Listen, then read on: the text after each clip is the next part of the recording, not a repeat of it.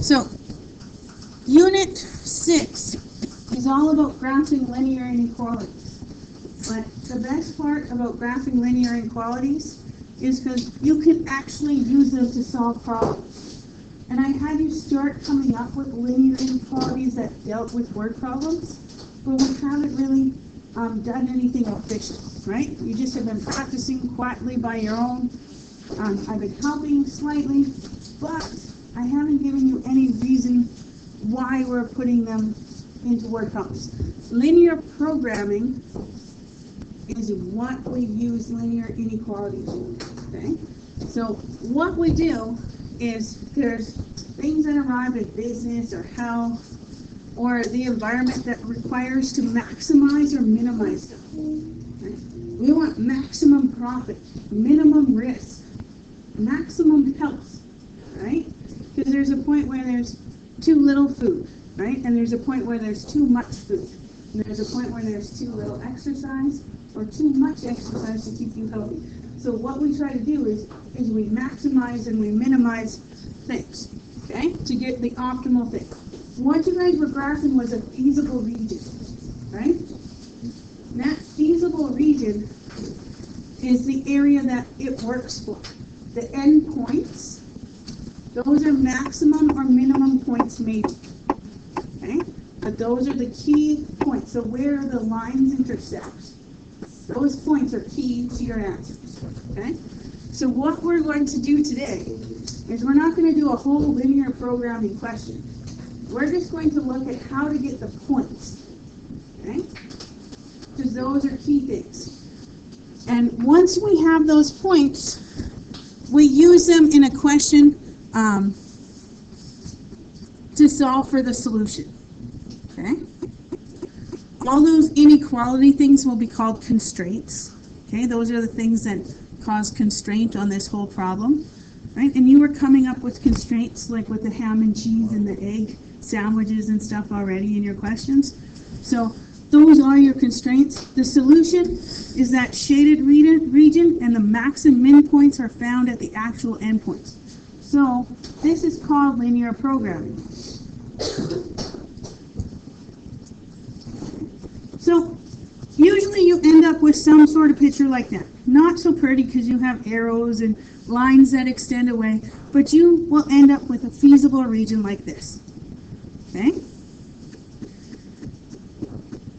There's also an objective quantity that comes along with these questions.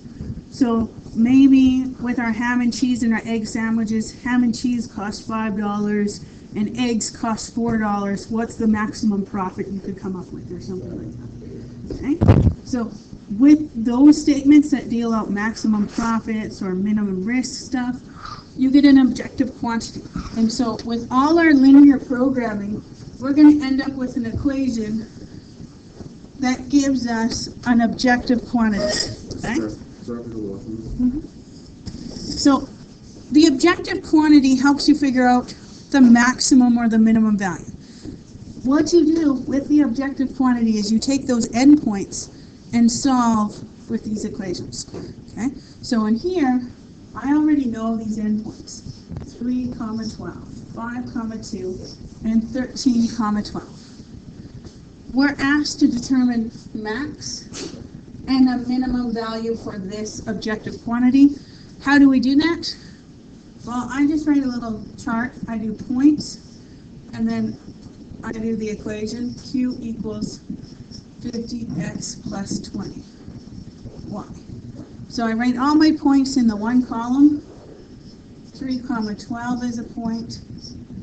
5, 2 is a point, and 13, 2 is the last point. We want maximum and minimum value, so we should figure these out. 50 times 3 plus 20 times 12. 50 times 3 is 150, 20 times 12, 200, 240. You're not too sure, you can always pull out your graphing calculator if it's working for you. 50 times 3 plus 20 times 12. And so when we add 150 plus 240 gives us 390, right? So the value for the point of 3, 12 is 390. So now we'll do that for the second point, 5, 2. 50 times 5, that's 250, plus 20 times 2, that's 40. So this gives you what? 290. And the last point is 50 times 13, plus 20 times 2. 50 times 13, that's 650. Plus 40 is 690.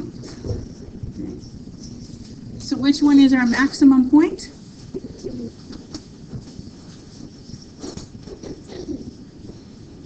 Max at 13, 2 gives us a value of 690. What's our minimum? 5 and 2. 5, 2 is equal to 290. Now, sometimes they don't ask for the max and the min. Sometimes they just ask for the maximum. And then I ask you to use your brain, okay? Because take a look. If you're just looking for a maximum, 13, 2 and 5, 2. Would you even calculate 5, 2? Because 13, 2, you get the same y's, and you just have a bigger x. I wouldn't even calculate 5, 2 if I was just looking for a maximum. If I was looking for a minimum, I would just look at 5, 2, because 13 is going to be way too low.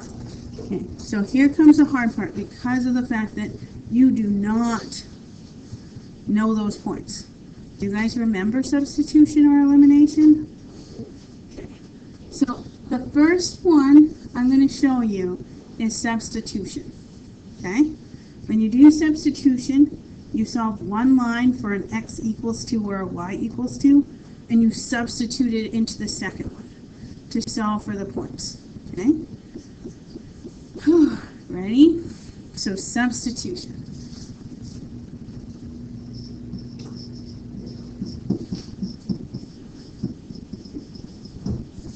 This one's already solved for x equals 2, right? So x equals 2 is when you have a vertical line, right? A vertical line, x equals 2. So where does this other line run into it? Well, we just substitute what x is in for the x value in that second equation. So I'm going to write 3 bracket 2 bracket minus 2y equals 8. So I substitute what x was equal to into that second question.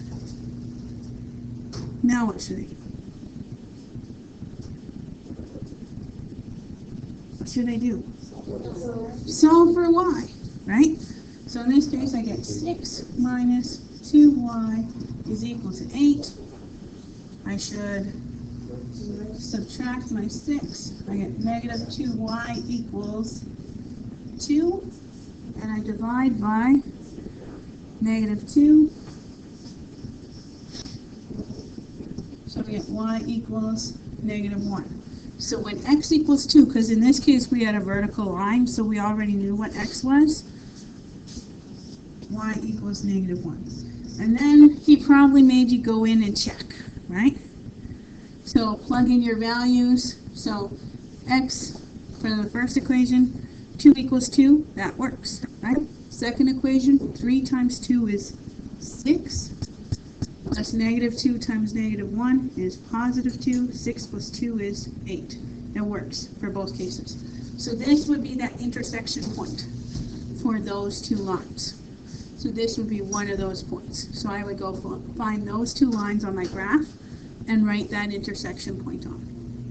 Okay?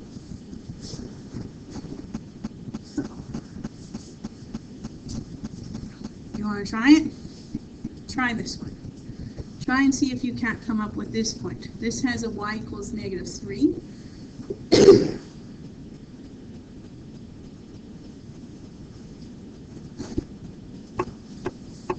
So how are you guys doing? I'm just going to quickly write up what happened. you should have put in -3 in for y, so you would have got 4x minus 6 times -3 equals 2. So that gives you 4x minus 18 equals 2. You add 18 gives you 4x equals 20. And then you divide. Oh, you were right. Plus 18. Because -6 times -2. So then we should subtract 18. So this will actually give you -16 in here. Good catch on my math. Thank you. So we divide by 4 still. And we get x is equal to -4. So the point, and this is the key thing you guys have to do, is you have to write down the point. Right? The intersection point. The point is -4, comma, -3. The value of x, the value of y. We can put it back in and double check. -4 times 4 is -16 plus 18. 18 minus 16 is 2. And it works, right? If I would have did that mistake and went back and checked, I wouldn't have the proper check and I would know I gotta fix something. Something's wrong. Okay? So, what happens when you don't just have an x is equal to or a y is equal to? You guys remember substitution this way? Okay, so let's go through substitution this way. The first thing is you pick one of these equations to solve for just x or just y. Okay? So I'm going to take this first equation, x minus y is equal to -1, and I'm going to solve for just x. What do I need to do? Add y to the other side, so I get x is equal to y minus 1. Now, I'm going to substitute y minus 1 in for x in the second equation. Okay? So when I do that, I get 3 times y minus 1 plus 2y is equal to 72. Is everyone okay with that? Is everyone okay with that? But do you see what we're doing now, Reese? Yeah. As long as we're good now, it doesn't matter what happened in the past, right? Okay? So you substitute in that x minus y in for your x. What's your next step then? Distribute your 3. So we get 3y minus 3. Right? If I distribute in, plus 2y equals 72. Now what do we do? Like terms together. Did Mr. Thal ever say apples to apples? No? That's some other math teacher? Okay, that wasn't me. You got it. Apples to apples. Oranges to oranges. 5y minus 3 equals 72. You guys okay with that? So you put your like terms together. What's next? Add your 3 to the other side. Get 5y is equal to 75. Now what? Divide by 5. So I get y is equal to 15. Now, in our other two examples, you guys, we wrote a point right now. Can we write a point right now? Why not? You don't have an x. How can we get an x then? Okay, so now we take this y equals 15, and we go back to the first equation and we plug 15 in for y. Okay, so I'm going back to this first equation. X minus y is equal to -1. I'm now going to put that 15 in here for y, right? X minus 15 is equal to -1. How do I get x alone? X is equal to 14. We add the 15 to the other side. X equals 14. So now we have an x value and we have a y value. Do you guys remember checking now? What you check with? The other equation that you didn't just use. Okay? So 3 times x, so 3 times 14. 30, 42, plus 2 times y. Y is 15. 2 times 15 is 30. 30 plus 42, does that equal 72? Yes. Good. So our point that we just discovered is 14, comma 15. Okay? So when you have two diagonal lines, there's a little extra work to it than just a vertical or a horizontal line, right? Now,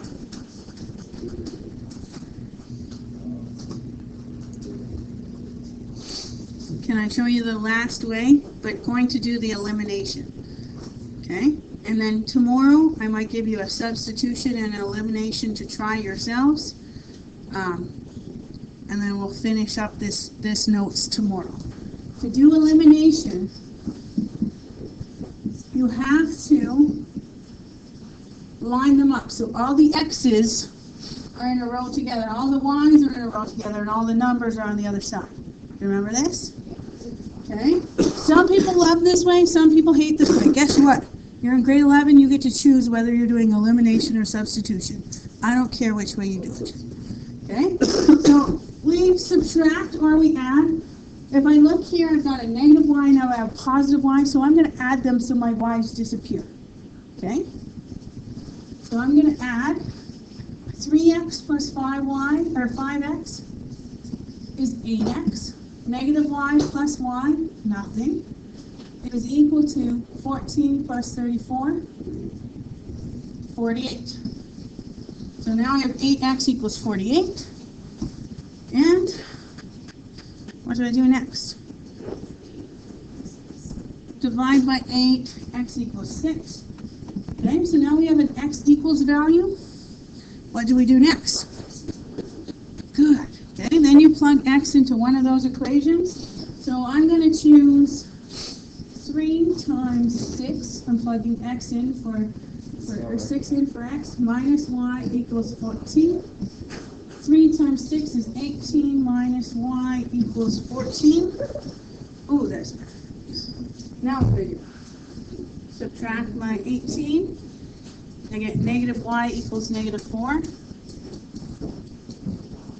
And so y is equal to positive 4.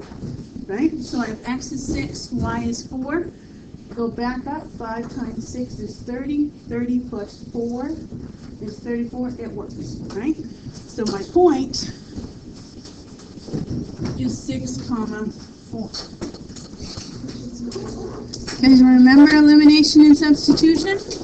Okay, we're going to use that in our linear programming.